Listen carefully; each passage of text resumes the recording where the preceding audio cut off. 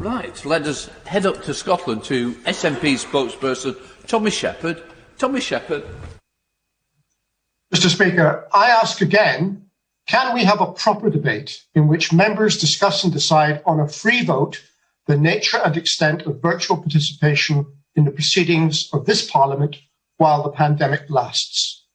The procedural shenanigans displayed by the government on Tuesday, where they engineered call lists to conjure up a debate where none had been planned, were an affront to democracy. The leaders' attempts to suggest that those of us who argue for every member to have the right to remote participation were in fact trying to deny that right to colleagues who are clinically vulnerable is offensive. I say to him in all sincerity, he is in grave danger of losing the confidence of the House, which he needs to perform his constitutional role. And I hope that rather than a glib response or a puerile put-down, he will demonstrate thoughtfulness and leadership and allow elected members to decide this matter. Now, the leader has made much of the need for democratic debate and scrutiny to continue. Yet yesterday, the biggest change of public policy in a decade was announced in the spending review, with no opportunity to debate, amend or agree. We must debate public sector pay if the government intends now to cut the wages of those key workers it applauded from the steps of Downing Street. And we must debate overseas aid if the government is to slash support from the world's poor, severely damaging the UK's global reputation in a manner that would make Trump proud. These are not manifesto promises. The government has no mandate for them, and they ought not to become the policy of the land without a vote in Parliament. Finally, Mr. Speaker, the tragedy of Brexit.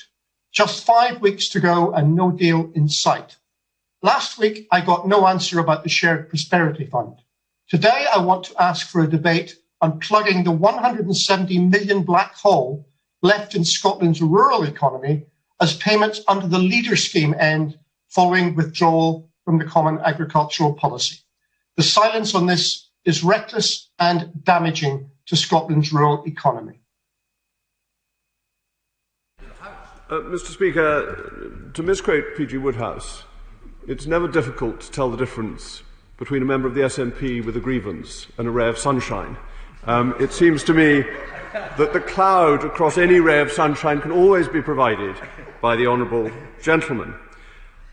And what does he say to us today? He says that a debate of over 2 hours is undemocratic. It was undemocratic to have a debate. That, I think, is an unusual view to hold. And then he thinks that a democratic vote of 52% of the people of the United Kingdom to leave the European Union is a disaster. So he seems only to like the votes that he wins. But the SNP, fortunately, don't win votes across the United Kingdom at large and lost a very important vote in 2014. But why I think the honourable gentleman should be a ray of sunshine is because he should be asking for a debate on the £2.4 billion extra announced in the spending review yesterday that is going to Scotland. He should be celebrating the fact that £1,633 extra is attributed to public spending per capita in Scotland against the United Kingdom average. And he should celebrate the fact that £8.2 billion of UK taxpayer money has gone to Scotland to help them fight the coronavirus. And the evidence is that the United Kingdom is extraordinarily strong as a single United Kingdom with taxpayers coming together to help one another.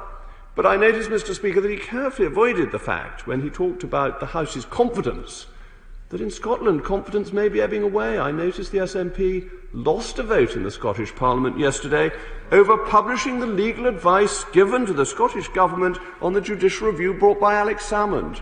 Well, they were very happy to vote for the Attorney-General to release his advice here under an humble address. Sauce for the goose, sauce for the gander, or are they just turkeys waiting for Christmas? Right.